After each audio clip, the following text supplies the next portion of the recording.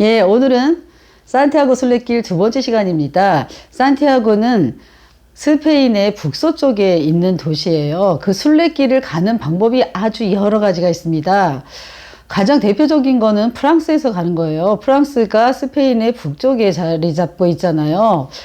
전통적인 길로 아주 많은 사람들이 거의 1000년 된 길이다, 이렇게 이야기를 합니다. 저는 그 길을 가지 않고 포르투갈 길을 택하기로 했습니다. 포르투갈의 도시 중 두 번째로 큰 도시라고 하는 포르투에서 출발하기로 한 거죠. 포르투에서 산티아고까지 거리가 230km 정도 되니까 저는 이제 뭐 하루에 15km 정도 걷는다 셈치고 15일 정도에 걸쳐서 거기에 도착하겠다, 이렇게 계획을 세웠습니다. 남들이 많이 가지 않는 포르투갈 길을 택한 거는 제가 거기 순례길을 걸으면서까지 시끄럽게 지내고 싶지가 않았던 거예요. 조용히 혼자 길을 걸어야 되겠다, 이렇게 생각한 거죠. 포르투에서 산티아고까지 가는 길도 세 갈래 길 정도가 있어요. 중앙길, 내륙길, 해안길이 있는데 저는 바다를 끼고 가는 해안길로 가야 되겠다라고 결정했습니다. 왜냐고요? 제가 인터넷 서핑을 해보니까 그 해안길을 가는 사람들이 바다를 왼쪽에 끼고서 걸어가는데, 배낭을 메고 걸어가는데 그게 좀 멋있어 보이고 있어 보이더라고요. 그래서 포르투에서 시작해서 해안길로 걸어야 되겠다, 이렇게 결정했습니다. 산티아고 순례길을 걸을 때 코스가 결정되고 난 뒤에는 어디서부터 출발할지를 정해야 합니다. 어디서부터 출발해야 할지 정하는 데 있어서 제일 중요한 건 자기가 며칠 걸을 것인가예요. 저 같은 경우엔 하루에 15km 정도를 15일 정도 걷겠다라고 생각했기 때문에 포르투갈에서도 포르투에서 시작을 한 거고요. 만약에 더 걷고 싶다 이러면은 포르투라는 도시 밑에 리스본이 있잖아요. 리스본은 포르투보다 더 멉니다. 산티아고까지. 그래서 리스본에서 출발할 수도 있습니다. 중요한 거는 자기가 며칠 걸을 것인가, 그리고 하루에 몇 킬로를 걸을 것인가, 요것을 아는 게 좋죠. 만약에 나이가 10km, 하루에 10km, 나 이렇게 힘들게 걸어가는 거 싫어, 그냥 하루에 10km 정도 걷겠어, 그리고 내가 이렇게 긴 시간을 내기가 좀 힘들어, 직장 다니니까, 그러면은 뚜이라는 데서 시작해도 괜찮아요. 뚜이가 포르투갈하고 스페인하고 경계선에 있는데요. 거기서부터 산티아고까지 거리가 한 120km 정도 되니까 하루에 10km씩 뭐 12일 걸으면 되겠죠.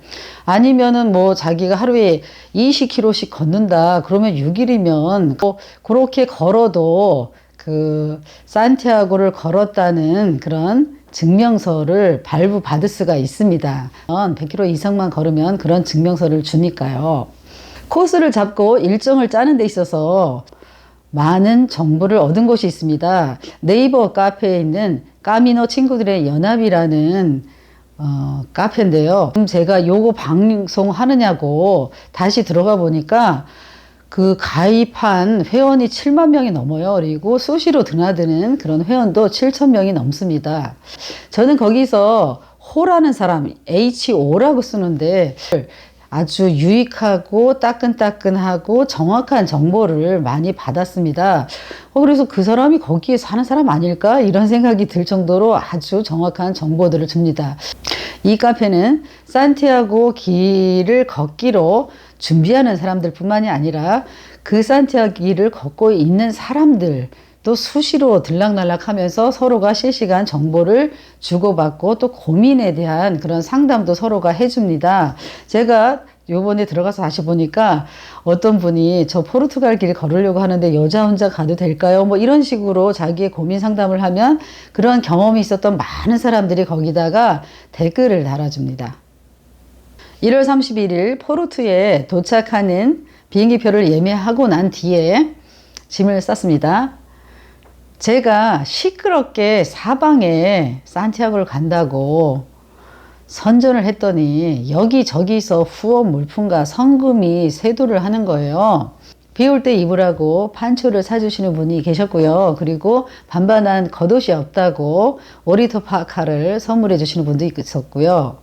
스틱과 배낭과 침낭은 빌렸습니다. 그리고 뭐 성금도 여러분이 주셨습니다.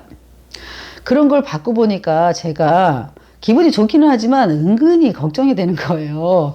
제가 에베레스트 산을 오르는 사람도 아닌데 이렇게 많이 받았는데 제가 중간에 그만두면 어떻게 하지? 이 사람들이 이렇게 후원을 해주는데 이런 부담감, 압박감 이런 게 막 밀려오더라고요.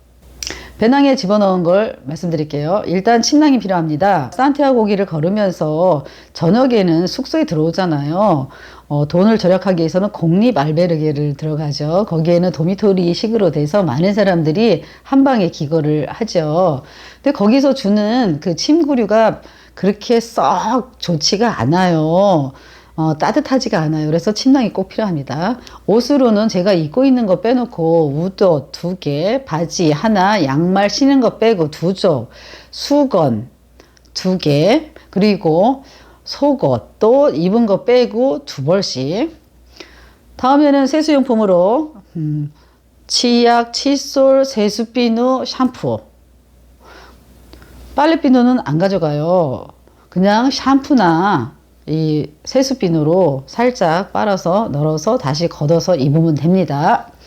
미용용품으로는 저는 로션 하나 하고 그리고 핸드크림 이 2가지만 갖고 왔어요. 짐 줄이려고 선크림도 가져가지 않아서 산티아고 갔다 오고 난 다음에 제 얼굴에는 깨소금이 한가득 했습니다. 아, 모자도 필요하죠. 그리고 우산도 필요하고요. 중요한 준비물이 있습니다. 그게 바로 뭐냐면 의약품입니다. 그 가기 전에 제가 후기를 읽었더니 베드버그, 그 침대에 있는 벼룩 같은 그런 벌레가 엄청 많다. 뭐 이런 얘기가 많더라고요. 심지어는 베드버그에 물려서 얼굴이 팅팅 붓고 이래서 도저히 산티아고 목적지까지 갈 수 없었다. 이런 후기들도 많이 있었고요. 그래서 베드버그를 없애는 버그 킬러, 베드버그에 물렸을 때 바르는 약, 그 다음에 많이 걸으니까 이게 근육이 굳잖아요. 거기에 바르는 파스며, 그리고 길게 걷고 오래 걸으니까 발바닥이 엄청 고생하잖아요. 그래서 발바닥이 충분히 발라주는 바세린, 그 다음에 콤패드 뭐 이런 식의 의약품도 꽤 되는 거예요. 그것만 해도 짐이 무거운데 저는 꼭 가져가야 되는 게 있었습니다. 그게 바로 노트북이었었어요. 제가 산티아고 길을 걷는 이유 중에 하나가 침묵의 세계에 줄을 꼭 써야 되겠다. 뭐 이런 거였었잖아요. 이 노트북에다 글을 써야 될 거 아니에요. 그래서 노트북을 가져가는데 이 노트북이 노트북만 있는 게 아니라 충전기가 엄청 무겁잖아요. 그래서 짐을 다 싸고 보니까 제 짐이 너무 큰 거예요. 이렇게 짐을 한번 싸고 난 다음에는 다시 또 꺼내서 이게 정말 필요한 건가? 뭐 이런 거 고민을 하고 난 다음에 웬만한 거 버리고 이렇게 합니다. 그래도 짐이 꽤 무거웠습니다. 보통 사람들이 짐을 쌀 때는 자기 몸무게의 10분의 1 정도의 무게를 메고 가라고 그러는데 저 같은 경우에는 10분의 1이 아니라 10분의 2 정도 되는 큰 배낭을 쌌던 것 같아요. 산티아고 길을 걸으면서 저를 가장 힘들게 했던 게 바로 이 짐입니다. 제 인생하고도 좀 비슷한 것 같아요. 필요 이상의 많은 짐을 지고 사는 것 같아요. 근데 그 짐이 남들이 지어줘서 지는 것 뿐만이 아니라 어떻게 보면 자기의 욕심, 이거하고도 연관이 되지 않을까라는 생각을 합니다. 짐을 싸면서 생각했습니다. 나는 왜 이 배낭에다 바리바리 잔뜩 싸가지고 하는 걸까? 이게 지금 당장 필요한 걸까? 그건 아니었어요. 내일 필요하고 모레 필요하고 그런 것들이었었죠. 근데 여행이라는 것은 낯선 곳에 가서 새로운 방식으로 사람을 만나고 몰랐던 사람들을 만나고 그들의 문화와 풍습에 젖어보기도 하고 거기도 다 사람 사는 데일 텐데 거기서 조달해도 되는데 뭐가 도대체 이렇게 불안해서 많은 짐을 싸가는 걸까 이런 생각을 하게 된 거죠. 1월 31일 포르투에 도착해서 숙소에 들어갔습니다. 체크인을 하는데 그 방이 남녀가 같이 있는 도미토리라고 하더라고요. 깜짝 놀랐어요. 어떻게 남녀가 같이 한 방에서 자는 거예요? 이러고 깜짝 놀랐죠. 그래서 제가 여자들끼리만 있는 도미토리는 없냐고 그렇게 물어봤더니 있다고 그러더라고요. 그래서 여성들만 들어가는 도미토리에 들어가서 잠을 잤습니다. 한 방에 2층 침대가 4개가 양옆에 있어요. 아주 코딱지만한, 제가 들어간 이제 침대가 코딱지만한데 그래도 얼마나 좋았는지 몰라요. 등기되고 잠잘 수 있는 곳이 있다라는 것이요. 제가 머물렀던 숙소는 4층으로 되어 있는데 2층은 바를 운영해요. 그래서 밤에는 사람들이 내려와서 술도 마시고 노래도 하고 이렇게 하고요. 아침에는 간단한 식사를 거기서 할 수 있습니다. 저는 3층에 있는 숙소에 머물렀는데요. 3층까지 가는데 엘리베이터가 있더라고요. 근데 저는 그 엘리베이터를 타지 않았습니다. 왜 타지 않았는지는 여러분들이 사진으로 나가는 걸 보시면 알게 될 겁니다. 포르투에 도착한 후 3일은 포르투 주변에 있는 관광지를 여행했습니다.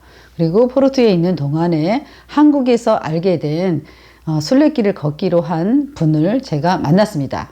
포르투에 오기 전에 한국에서 까친년을 통해서 알게 된 분인데요. 그분이 단톡방에서 본인이 포르투에서 출발할지 아니면 프랑스 길을 갈지 고민 중이다. 그래서 저는 내심 기대를 많이 했죠. 이분이 그 산티아고도 한번 갔다 오신 분이다. 그러니까 이분만 내가 졸졸졸 따라다니면 되겠구나.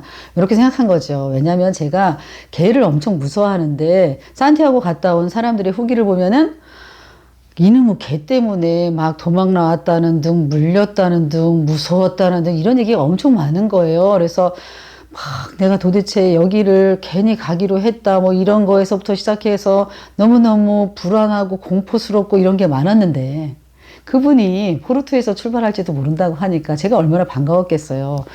그래서 포르투 숙소 근처에서 그분을 만났죠. 근데 그분이 그러시더라고요. 자기는 프랑스 길로 가겠다. 이렇게 배신을 때리고 이렇게 배신을 때리니까 제가 포르투에 오셨는지는 모르겠지만 저는 너무나 당황하고 실망하고 나 도대체 어떻게 해야 되나, 내가 여기 출발을 제대로 할 수 있을까, 뭐 이런 걱정이 산더미처럼 쌓였습니다. 그 다음에는 어떻게 됐을까요? 저랑 같이 걸어가시다 보면 무슨 일이 벌어졌는지 아시게 될 겁니다. 이상 그 누나의 김영미였습니다.